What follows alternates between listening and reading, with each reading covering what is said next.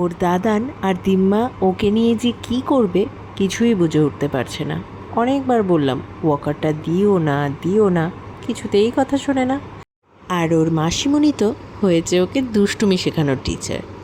এত লাই দিচ্ছে, এত আশকারা দিচ্ছে, এই ছোট্ট বাচ্চাটাকে বাঁদরে পরিণত করছে। ওর হাতে বা ওর যেটা চাই সেটা ওকে ওই সময় না দিলে কেমন যে চিৎকার করে ওঠে। আমি থাকলে কিন্তু ও যেটা চায় সেটা কখনোই ওকে দিই না, সেও যতই কান্নাকাটি বা যতই তেজ দেখাক। আমার তো একটাই নিয়ম, বাচ্চা যখনই যেটা চাইবে তখনই সেটা তাকে দেওয়া একদম যাবে না।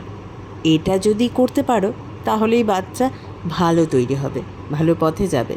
আসলে আমার মনে হয় ওদের তো কোনো দোষ নেই। ছোটোবেলা থেকে যেমন ট্রেনিং পাবে, যা দেখবে যা শিখবে সেটাই বড় হয়ে অ্যাপ্লাই করবে। সেজন্য ছোটোর থেকেই মানে এই গুড়ি বয়স থেকেই ওকে কিন্তু সমানে ট্রেনিংটা দিয়ে যেতেই হবে।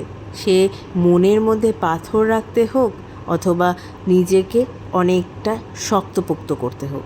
আমি মা হওয়া সত্ত্বেও ওর কান্নাতে কিন্তু ভুলি না। যেটা যখনও চায় সেটা ওকে কখনো দিই না।